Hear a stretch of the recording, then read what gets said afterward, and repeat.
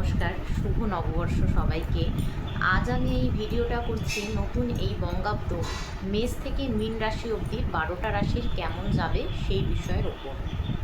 তবে প্রথমেই বলে রাখি যে ছোট্ট একটি ভিডিওতে পুরো বছর সম্পর্কে একটা প্রেডিকশন দেওয়া খুব ডিফিকাল্ট হবে।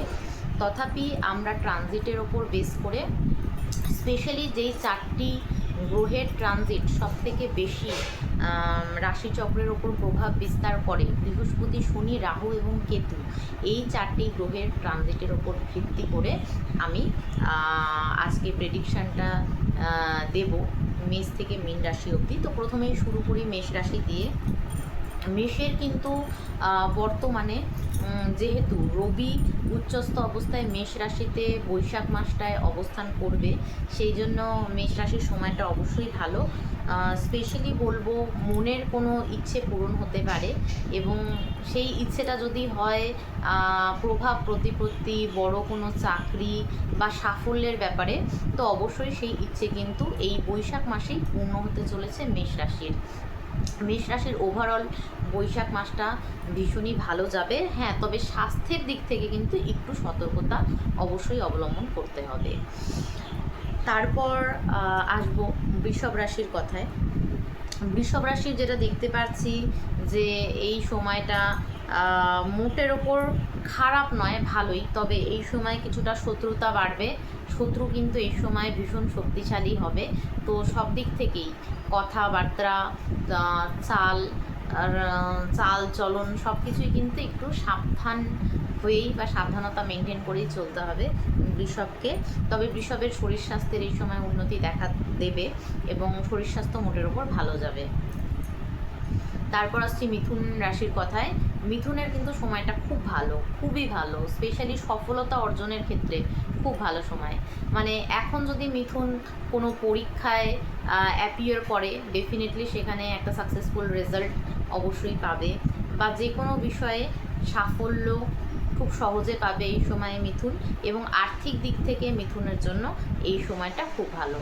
আবার 2 তারিখে জুন মাসে যখন বৃহস্পতির গোচর হবে, বৃহস্পতি গোচরের সাথে সাথে দ্বিতীয় মানে কর্কটে যখন বৃহস্পতি অবস্থান করবে, মানে মিথুন সাপেক্ষে দ্বিতীয়, তখন মিথুনের আর্থিক সচ্ছলতা কিন্তু আরও বাড়বে এবং চাকরি বা ব্যবসা যেই কাজেই সে নিয়োজিত, সেই কাজে তার একটা ডেভেলপমেন্ট দেখা যাবে এবং সাথে সাথে আর্থিক উন্নতি দেখা যাবে। কর্কট রাশির জন্য বলবো অবশ্যই ভালো সময়, এবং জুন মাস থেকে সময়টা আরও ভালো। এই বৈশাখ মাসটাও অবশ্যই কর্কট রাশির জন্য ভালো সময়। কিন্তু বৃহস্পতি দ্বাদশের জন্য এই মাসটাতে ব্যয়ভারও থাকতে পারে, কিছু ব্যয় হতে পারে, কোনো অ্যাসেট তৈরি হতে পারে, এবং সেই বিষয়ে যেহেতু ব্যয় বৃদ্ধির একটা সম্ভাবনা আছে, বৈশাখ মাসটা একটু সাবধানে থাকতে হবে। সিংহ রাশির ক্ষেত্রে বলবো, সিংহ রাশির বৈশাখ মাসে যেহেতু সূর্য উচ্চস্থ হয়ে মেষে অবস্থান করছে, এই সময়টা বৈশাখ মাসটা স্পেশালি খুব ভালো হবে। কিন্তু জ্যৈষ্ঠ মাসের দিকে আবার যখন বৃহস্পতির গোচর হবে, সেই সময়টাতে আবার সিংহের জন্য সময়টা একটু টালমাটাল হয়ে যাবে, কিছু আর্থিক ক্ষতিরও কিন্তু সম্ভাবনা আছে। এবং শরীর স্বাস্থ্যের দিক থেকে সিংহকে আমি বিশেষভাবে সতর্ক করতে চাইব, কারণ সিংহের অষ্টমে এখন শনি, মঙ্গল সহ বেশ কতগুলো গ্রহ একসঙ্গে অবস্থান করার জন্য শরীর স্বাস্থ্যের দিকটা কিন্তু সিংহ রাশির ভালো যাচ্ছে না বর্তমানে। এবং এখনও এই সাবধানতা মোটামুটি 11ই মে অবধি তো ভীষণ সাবধান থাকতে হবে, তারপর কিন্তু বেটারমেন্ট দেখা যাবে এবং সিংহের জন্য ভালো সময় আসবে।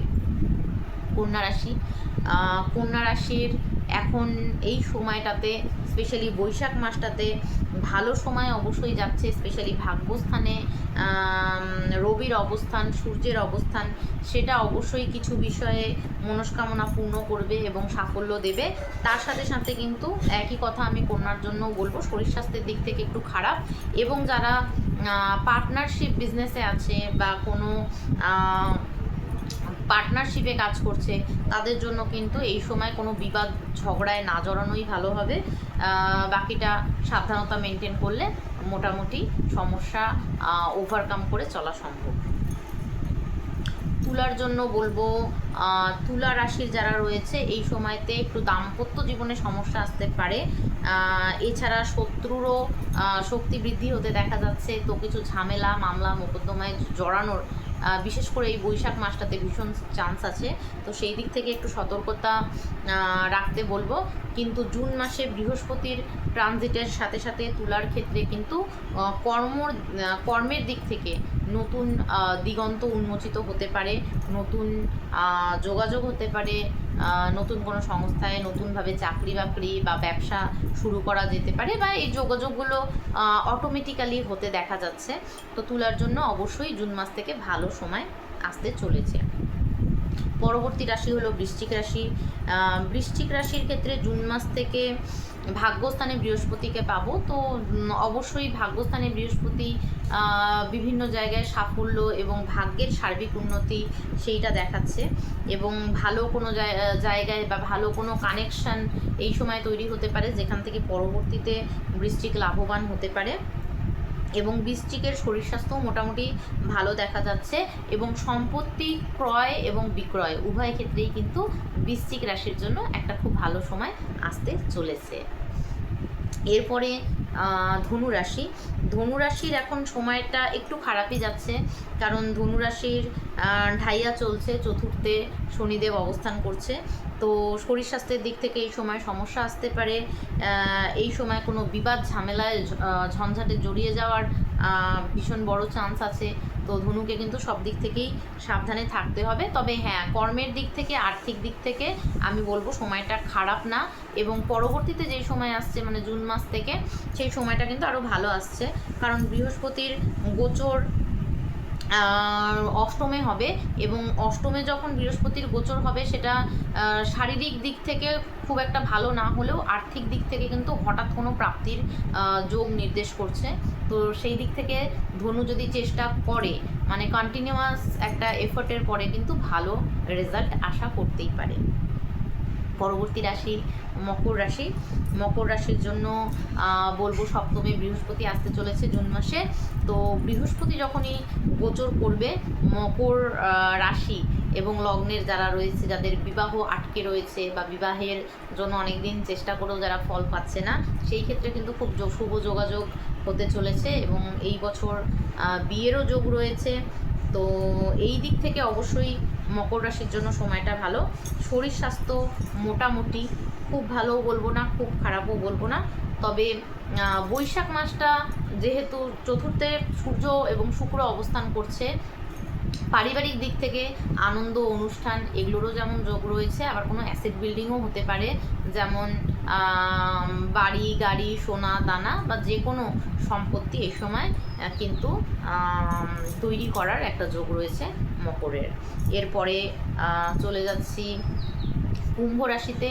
কুম্ভ রাশিতে বর্তমানে রাহু অবস্থান করছে, সেই জন্য কুম্ভ রাশির বর্তমানে রাহু যেমন রাশিতে অবস্থান করছে, তার পাশাপাশি কুম্ভ রাশির এখন শনির 7.5ও চলছে। তো কুম্ভ সব দিক থেকে একটা ভীষণ রকমভাবে মেন্টাল স্ট্রেস, অ্যাংজাইটি এবং চাপের মধ্যে রয়েছে। কর্মের জায়গাতেও কুম্ভের ভীষণ চাপ আছে এই সময়টাতে। তো ওভারঅল কুম্ভের জন্য খুব ভালো সময় সেটা বলবো না। বৃহস্পতি ট্রানজিটের সাথে সাথে জুন মাসে শত্রুস্থানটাও কিন্তু বৃদ্ধি হতে চলেছে, শত্রু বৃদ্ধি হতে চলেছে। তো কুম্ভকে এই সময় একটু সাবধানেই থাকতে হবে, এবং শরীর স্বাস্থ্যের দিকেও যথেষ্ট নজর রাখতে হবে, এবং কোনো ছোটোখাটো বিষয়কেই এই সময় এরকম করলে হবে না, আন্ডার এস্টিমেট করলে হবে না। কোনো শারীরিক অসুবিধা হলে অবশ্যই ডাক্তারের সাথে যোগাযোগ করতে হবে এবং সেটা সিরিয়াসলি নিতে হবে। তবে এটাও বলবো যে কর্মক্ষেত্রে কিছু শুভ যোগাযোগ কিন্তু জুন মাস থেকে কুম্ভের ক্ষেত্রেও হতে দেখা যাচ্ছে। সেই ক্ষেত্রে চাকরির জায়গায় একটা ভালো অ্যাপ্রাইজাল বা একটা ভালো কর্মসংস্থান সেটাও কিন্তু কুম্ভের হওয়ার যোগ রয়েছে। এরপরে শেষ রাশি মীন রাশি। মীন রাশির সময়টাও খুব যে ভালো যাচ্ছে তা নয়, কারণ মীন রাশির 7.5 চলছে এই সময়।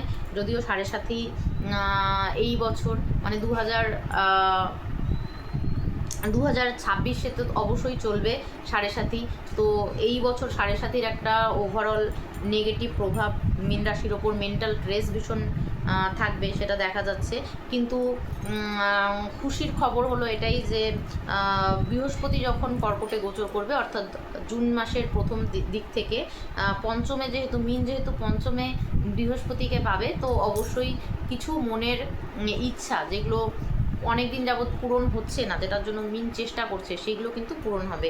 এবং প্রেমের দিক থেকে শুভ যোগাযোগ আসবে, বিভিন্ন ক্ষেত্রে সফলতাও এই সময় পাবে, স্পেশালি কর্মক্ষেত্রে এবং প্রেমের ক্ষেত্রে। তো কিছুটা হলেও কিন্তু মিনের জন্য ভালো সময় আসতে চলেছে। তথাপি শনির সাড়ে সাথে যেহেতু থাকবে, সেহেতু একটা মেন্টাল স্ট্রেস এবং শারীরিক দিক থেকে সতর্কতা, এই দুটো কিন্তু রাখতেই হবে। তো ভালো মন্দ মিশিয়ে আমি 12টা রাশিরই রাশিফল বৈশাখ মাস সহ এই বছর কীরকম হতে পারে সেটা বলার চেষ্টা করলাম। কিন্তু এই রাশিফল ভালো এবং মন্দ তারাই বেশি পাবে, ভালো দিকটা স্পেশালি তারাই বেশি পাবে যাদের মহাদশা অন্তর্দশা ফেভারেবল প্ল্যানেটের চলছে, এবং তার সাথে সাথে নক্ষত্রটা যারা ভালো পাচ্ছে। কারণ নক্ষত্র ভিত্তিক প্রেডিকশানটা আর ওপর আমি সবসময় জোর দিই, কারণ নক্ষত্রের ওপর কিন্তু অনেক কিছু ডিপেন্ড করে। যেমন একটা উদাহরণ সহ যদি বলি, সিংহ রাশিতে আমরা 3টে নক্ষত্র পেয়ে যাই, মঘা, পূর্ব ফাল্গুনী এবং উত্তর ফাল্গুনী।